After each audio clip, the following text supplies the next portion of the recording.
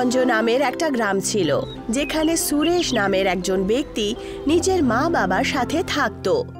সুরেশের ফুচকা খাওয়া খুব পছন্দ ছিল। সুরেশ আর গ্রামের অনেক লোকেদের অন্য গ্রামে যেতে হতো।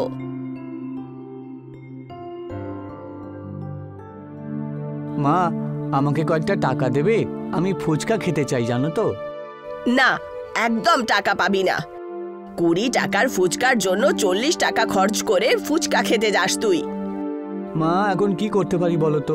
আমাদের গ্রামে ফুচকাওয়ালা তো নেই। এই গ্রামে বড় পাহাড়টা ছাড়া আর তো কিছুই নেই। যখন সুরেশ নিজের মায়ের সাথে কথা বলছিলই, ততক্ষণেই সুরেশের বাবা ওখানে পৌঁছে যান। বাবা, তুমি যখনই দেখি সব সময় ফুচকা খেতে থাকো, কথা বলতে থাকো। এইসব ছেড়ে দিয়ে কোনো কাজকর্ম কেন খুঁজছো না?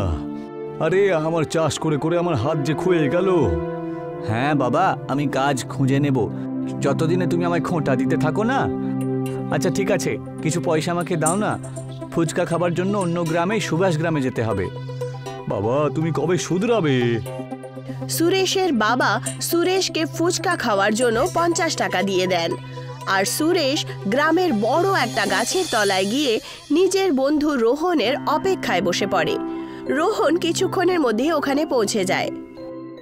কি হলো, এরকম চিন্তায় রয়েছো কেন? আরে তোমাকে আর কি বলি রোহন, মা বাবা সব সময় কাজ খোঁজার জন্য আমার উপরে চাপ দিচ্ছে। কাজ তো আমি করতে চাই, কিন্তু কোনো কাজে আমাকে নেবে তবে তো। তা তো তুমি ঠিক কথাই বলেছো। এখন তুমি আমাকে এই দেখো, আমি কবে থেকে কাজ খুঁজছি, কিন্তু এখনো পর্যন্ত কোনো কাজই পাইনি। তবে যাই হোক, ছাড়ো তো, তাড়াতাড়ি চলো, নাহলে সুভাষ গ্রামে যায় যে বাস, সেটা চলে যাবে তো। হ্যাঁ হ্যাঁ, চলো চলো। সুরেশ আর রোহন দুজনই ফুচকা খাওয়ার জন্য বেরিয়ে পড়ে। আর অন্যদিকে গ্রামের লোভী জমিদার লক্ষণ নিজের কারিগর গুল্লুকে নিজের কাছে ডেকে পাঠায়। বলুন, কি কাজে এসে গেছে মালিক? আমি একটা নতুন ব্যবসা করতে চাই। তা তুমি বলো তো, এই গ্রামের লোকেদের কাছে এমন কি নেই যেটা আমি ওদেরকে দিতে পারি আর সামান্য কিছু পয়সাও কামাতে পারি? এমনিতে তো আমার সেরকম কিছু খোঁজ খবর রাখি না, তবে মালিক, গ্রামের অনেক লোকজন ফুচকা খাওয়ার জন্য অন্য গ্রামে যায় বটে, কারণ এই গ্রামে কেউ তো ফুচকা বিক্রি করে না। শুধু ফুচকা খাওয়ার জন্য অন্য গ্রামে চলে যায়? এইবার আসল মজা হবে তাহলে। যাও গুল্লু, যাও, আর ফুচকার ব্যবসা করো, তুমি যাও, শুরু করো। আর ফুচকা বিক্রি করাও তুমি শুরু করে দাও। আর হ্যাঁ, মনে রেখো, ফুচকার প্লেট কিন্তু 50 টাকা ছাড়া বিক্রি করবে না, কথাটা মনে আছে তো? কিন্তু ফুচকা যে অন্য গ্রামে 20 টাকাতেই পাওয়া যায় মালিক। কিন্তু আমরা 50 টাকাতেই বিক্রি করব। তাই বেশি প্রশ্ন করো না তো, যাও গিয়ে ব্যবসা করো, যাও। গুল্লু ফুচকা বিক্রি করার জন্য তৈয়ারি করতে শুরু করে। সুরেশ আর রোহন ফুচকা খেয়ে নিজের গ্রামে ফেরত চলে আসে।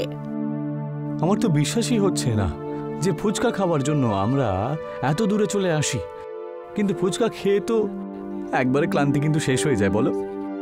তা তুই ঠিক কথাই বলেছিস। যদি আমাদের গ্রামেও কেউ একজন ফুচকা ব্যবসা করতো, খুব ভালো হতো। তাহলে আমাদের এত কষ্ট করে এখানে আসতে হতো না। সুরেশ আর রোহন দুজনই নিজের নিজের বাড়িতে চলে যায়, আর গুল্লু জমিদারের ফুচকার ঠেলার পুরো ব্যবস্থা করে নেয়। পরের দিন হয়ে যায়, আর রোহন আর সুরেশ একবার আবার সেই গাছের তলায় দেখা করে। এই যে রোহন, চ আবার ফুচকা খেতে যাই, চ। হ্যাঁ হ্যাঁ, চ চ, জিজ্ঞাসা করার এটা কি আছে? হ্যাঁ, যেই মাত্র ওরা দুজন ফুচকা খাওয়ার জন্য রওনা দেয়, ওরা একটা ঠেলার কাছে অনেকগুলো ভিড় দেখতে পায়। আরে এখানে তো ভিড় কেন? চ চ, গিয়ে দেখি, চ। সুরেশ আর রোহন ভিড়ের কারণে দেখতে যায়। যেই মাত্র ওরা ওখানে পৌঁছায়, ওরা সেখানে গুল্লু ফুচকা বিক্রি করছে দেখতে পায়। আরে বাহ, মনে হচ্ছে উপরওয়ালা আমাদের কথা শুনে নিয়েছে। হ্যাঁ, ঠিক কথাই বলেছিস। রোহন গুল্লুর কাছে ফুচকার দাম জিজ্ঞাসা করে, আর দুজনই ফুচকার দাম শুনে একেবারে অবাক হয়ে যায়। 50 টাকা? এত দাম বেশি? অন্য গ্রামে তো মাত্র 20 টাকাতেই ফুচকা পাওয়া যায় ভাই সাহেব। ততক্ষণই জমিদার লক্ষণ ওখানে পৌঁছে যান আর বলতে শুরু করেন, তাহলে ওখানে গিয়েই ফুচকা খেয়ে এসো, যাও যাও, আমরা বারণ করিনি তো তোমাকে। এমনিতেই অন্য গ্রামে ফুচকা খাওয়ার জন্যও তো 50 টাকাই তো দিতে তোমরা, তার থেকে ভালো এখানেই দিয়ে দাও। তো কি এমন সমস্যা? আচ্ছা, তাহলে এটা আপনার দোকান। তাই তো ভাবি এত বেশি দামে ফুচকা কেন বিক্রি করছে ও। ঠিক আছে, কোনো ব্যাপার না, আমরাও আমাদের ফুচকার দোকান খুলবো এবার, আর গ্রামের লোকেদেরকে কম পয়সায় ফুচকা খাওয়াবো। যাও যাও, এই গ্রামে শুধুমাত্র আমি একজন যে বাইরের লোকেরা ফুচকা তৈরি করে দেয়, বুঝতে পেরেছো? আমিও তো একবার দেখি তোমরা দোকান কি করে খোলো। সুরেশ আর রোহন দুজনই ওখান থেকে চলে যায় আর ভাবতে শুরু করে যে তারা কিভাবে ফুচকার দোকানের জন্য পুরি খুঁজবে। তুমি জোশে জোশে কথা তো বলে দিলে ঠিকই, কিন্তু আমরা ফুচকা কোত্থেকে আনবো? আরে কিছু না কিছু করতেই হবে আমাদেরকে, না হলে এই জমিদার তো লোকজনকে এইভাবেই লুট করতে থাকবে, তাই না? যখন তারা এই কথাটা বলছিলই তক্ষুনি ওখান থেকে একজন বয়স্ক ব্যক্তি খুবই ক্লান্ত অবস্থায় যাচ্ছিলেন। জল জল, কেউ আমাকে একটু জল খাইয়ে দাও। আপনি ঠিক আছেন তো ঠাকুর দাদা? দাঁড়ান, আমি এক্ষুনি জলের একটা ব্যবস্থা করে আনছি। রোহন, যা পাশে তুই যার বাড়ি পাবি ওখান থেকে জল নিয়ে চলে আয়, আমি এক্ষুনি নিয়ে আসছি। রোহন দৌড়ে গিয়ে পাশের বাড়ি থেকে জল চেয়ে নিয়ে আসে আর সেই বয়স্ক ব্যক্তিকে জল খাওয়ার জন্য দিয়ে দেয় আর তাকে জিজ্ঞাসা করে যে উনি এত ক্লান্ত অবস্থায় কোথা থেকে আসছেন। বাবা, আমি গ্রামে পাহাড়ের ওপরে চড়ি তো সব সময়, ওখানে অন্য ধরনের জড়িবুটি আর জমিতে চাষ করার মতো বীজ রয়েছে। তোমরা দুজন যদি আমাকে জল না খাওয়াতে তাহলে হয়তো আজকে আমি বেঁচেই থাকতাম না।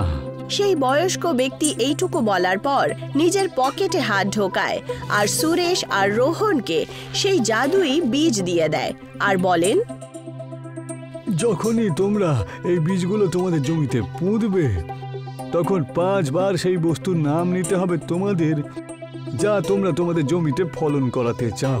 তারপরের দিনই সেটা ফলে যাবে। বয়স্ক ব্যক্তি এইটুকু বলে নিচের রাস্তায় রওনা দিয়ে দেয় আর সুরেশ আর রোহন সেই জাদুই বীজ নিজের বাড়িতে নিয়ে চলে আসে। চলো আজকে গিয়েই এই বীজটাকে আমাদের জমিতে গিয়ে পুঁতে দিয়ে আসি, তারপর দেখব এটা সত্যি সত্যি জাদু আছে কি নেই। ঠিক কথাই বলেছ, যদি এটা কাজ করে যায় না তাহলে আমাদের সমস্ত সমস্যা মিটে যাবে। কিন্তু সুরেশ আর রোহন দুজনই সেই বীজ নিয়ে খেতে চলে যায় আর 5 বার ফুচকার নাম নিয়ে সেই বীজগুলোকে খেতে পুঁতে দেয়।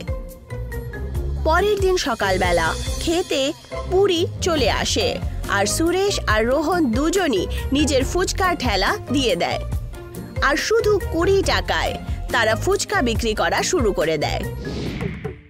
আরে এ তো বেশ দোকানটা ভালোই দেখতে দেখছি। কই 1 প্লেট দাও তো দেখি ভাই, দাও। হ্যাঁ হ্যাঁ, এক্ষুনি দিচ্ছি। সুরেশ নিজের গ্রাহককে ফুচকা খাইয়ে দেয়। আমি এর আগে এত সুন্দর এত ভালো ফুচকা খাইনি, জানো তো। সত্যি দারুণ লাগলো এই ফুচকাগুলো খেয়ে। আচ্ছা একটা কাজ করো তো, তুমি আরো 2 প্লেট দিয়ে দাও, আর 2 প্লেট বাড়ির জন্য দিয়ে দাও তুমি। আস্তে আস্তে সমস্ত লোকেরা সুরেশ আর রোহনের ফুচকা খেতে চলে আসে। যখনই পুরি শেষ হয়ে যেত পানিপুরির ক্ষেত থেকে পুরি নিয়ে আসা হয়। গ্রামবাসীরা জমিদারের ফুচকার ঠেলাতে ফুচকা খাওয়া বন্ধ করে দেয়। এটা দেখে জমিদার একদম রেগে ওঠে আর উনি নিজের চাকর গুল্লুকে বলে ওঠেন, গুল্লু, কি হলো? ফুচকার ব্যবসা ভালো চলছে না কেন? মালিক, আসলে ফুচকা 20 টাকায় বিক্রি করছে ও, আর আমরা 50 টাকাতে। আর আমি তো শুনেছি যে ওর ফুচকা খেতে নাকি খুব ভালো। আমাদের কিছু না কিছু একটা করতেই হবে, না হলে সমস্ত ধান্দা একেবারে লুটপাট হয়ে যাবে। আমার কাছে একটা উপায় রয়েছে। কিরকম উপায় মালিক? আমি তোমাকে যেমনটা বলছি তুমি শুধু তাই করো গোলু, চলো আমার সাথে। যেই মাত্র রাত্রি হয় জমিদার আর গুল্লু দুজনই রাত্রের অন্ধকারে এসে সুরেশ আর রোহনের ঠেলাতে আগুন লাগিয়ে দেয়। ফুচকা বিক্রি করার খুব শখ ছিল তাই না? এইবার ফুচকা বিক্রি কর দেখি আমি। পরের দিন যখন সুরেশ আর রোহন নিজের ফুচকা বিক্রি করতে যায়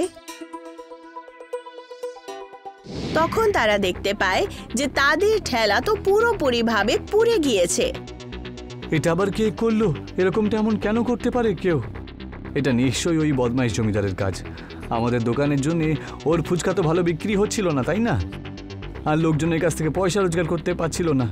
কিন্তু আমি হার মেনে নেব না, আমরা আবার একটা ঠেলা গাড়ি লাগাবো। সুরেশ আর রোহন আবার ঠেলা তৈরি করে আর নিজের ফুচকা একবার আবার গ্রামে বিক্রি করা শুরু করে দেয়। আর এই কথাটা গুল্লু গিয়ে নিজের মালিক জমিদার লক্ষণকে বলে দেয়। কি, ওরা আবার একটা ঠেলা গাড়ি লাগিয়ে দিয়েছে? আগে মালিক, ওদের ঠেলা গাড়িতে আগুন লাগিয়ে কোনো লাভ হলো না।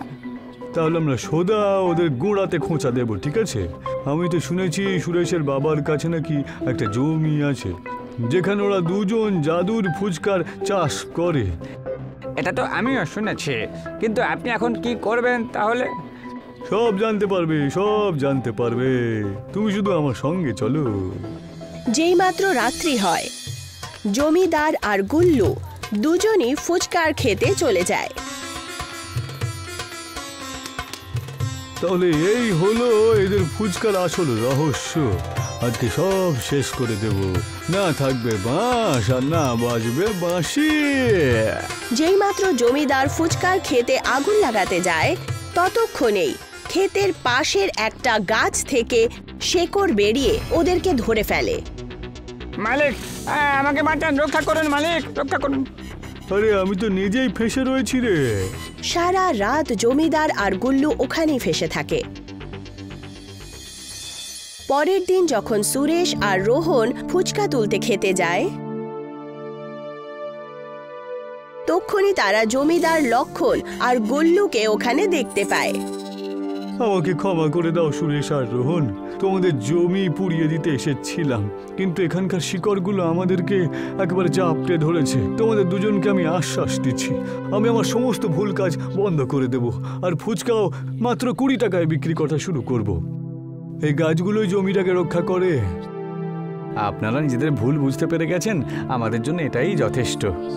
যেই মাত্র সুরেশ আর রোহন জমিদার আর গুল্লুকে ক্ষমা করে দেয়, তক্ষুনি আর তারা মুক্ত হয়ে যায়।